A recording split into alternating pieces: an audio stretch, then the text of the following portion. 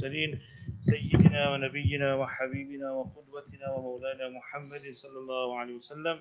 Assalamu alaikum wa rahmatullahi ta'ala wa barakatuh. Respected brothers and sisters in Islam, firstly thank Allah subhanahu wa ta'ala once again. Allah has granted us the tawfiq and the ability to have performed our Maghrieb Salaah with Jama'ah, alhamdulillah. So Rasulullah sallallahu alayhi wa sallam says, إِذَا رَأَيْتُمُ الرَّجُلْ يَعْتَادُ الْمَسَاجِدِ فَاشْهَدُوا لَهُ بِالْإِيمَانِ. That indeed when you see a person regularly attending the masjid, performing his salah in the masjid, then bear witness that that is a person, a sign of true iman in the heart of the person. So we ask Allah subhanahu wa ta'ala to make us of those who will perform to the best of our ability our salah with jama'ah in the masjid. Ameen Rabbil Alameen. Last week we have discussed the chapter where Imam Suyuti rahimahullah speaks about when a righteous person passes away in this dunya, how the heavens and earth cry for that person because of the good they used to do, that is to ascend through the heavens, and the earth will cry because of the sujood and the righteous deeds they used to perform on this earth. And how ultimately on the day of Qiyamah, this earth will be a testimony for us or against us on the day of Qiyamah. It will speak in favor of us, for us, or it will speak against us, depending what we have done on it. And that we have discussed last week. This week, Imam Suyuti rahimahullah, he speaks about the chapter regarding يُدْفَنُ الْمَرْءُ فِي التُّرْبَةِ الَّتِي خُلِقَ مِنْهَا. The chapter regarding the person being buried in the place, in the soil from which he was created.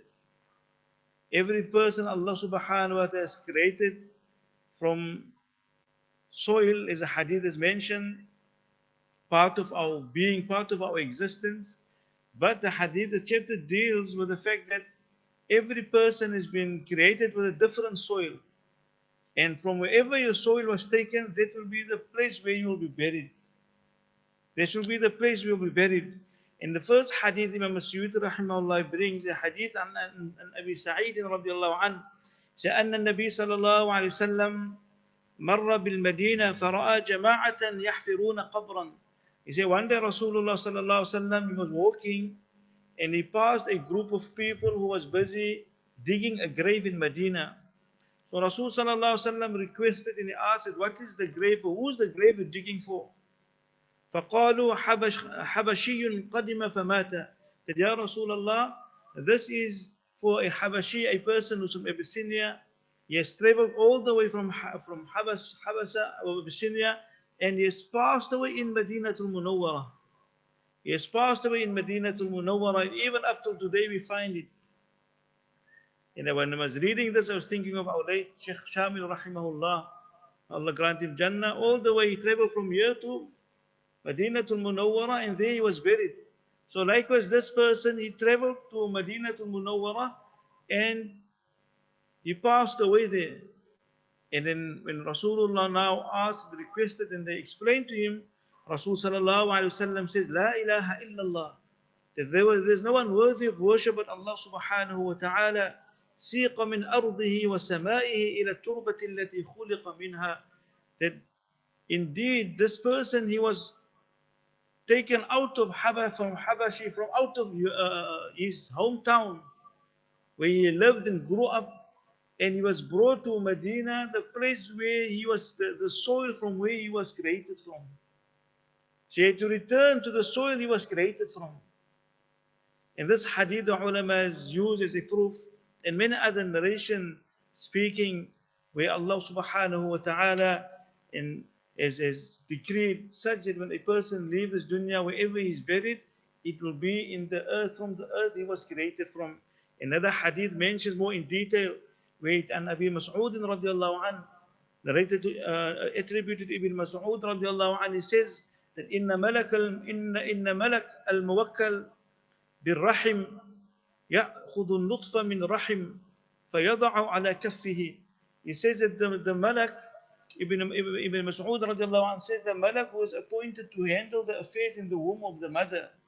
He says when at the time when the sperm enters the womb, the malak takes the sperm in his hand and he asks and he addresses Allah subhanahu wa ta'ala. He says, Oh Allah, will this be allowed and permitted to be created, to live over it? Does his life end here? Meaning, is his creation going further in being transformed and growing into a baby, which is going to stop here? And Allah subhanahu wa ta'ala will say that this will be a human being, he will be uh, growing in the womb of his mother, and eventually he will enter this earth. And the Malak will ask Allah subhanahu wa ta'ala that what will be his lifespan, what will be his rizq, what will be his athar. The ulamas mentioned that will be what will be the place he will live in and where he will die as well. And what will be his ajal, meaning what will be his lifespan. And Allah subhanahu wa ta'ala will tell him and go to the Ummul Kitab and read it, and in it you will find all the information in Allah subhanahu wa ta'ala regarding that servant, that slave of Allah subhanahu wa ta'ala. And then it is mentioned that this angel, he will take يَأْخُذُ التُّرَابَ الَّذِي يُدْفَنُ فِيهِ, that he will take from the soil from which this person will be buried one day in it.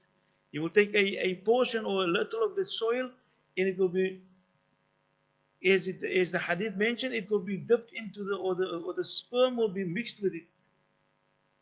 And that will be that piece of earth in which you will be buried. And then he mentioned the ayah where Allah subhanahu wa ta'ala says, Minha khalaqanakum, that we have created you from it. We have wafiha nu'idukum, and indeed we will return you to it, meaning this earth, this piece of earth, this ground. وَمِنْهَا خَلَقْنَاكُمْ تَارَةً أُخْرَى. And from it we will again resurrect you one more time, when we will be standing from our graves on the day of Qiyamah. And then Rasul sallallahu alayhi wa sallam, another hadith is mentioned, where Rasul sallallahu alayhi wa sallam says that he mentioned that ما من مولود يولد إلا وفي سرته من تربة الأرض الذي يموت فيها. Or rather the next hadith where Rasul sallallahu alayhi wa sallam says إذا قضى الله لعبد أن يموت بأرض جعل له إليه حاجة. He says, Rasul sallallahu alayhi wasallam, whenever Allah subhanahu wa ta'ala has written the death of a person to be in a certain place, Allah subhanahu wa ta'ala made it such that when your time approached for death, Allah has made it such that Allah creates for you a reason to travel to that land. Allah creates for you a reason to travel to that land, or you need to do something there. And little do you know that that is the place which Allah subhanahu wa ta'ala has written for you, that that is the place where you will be buried.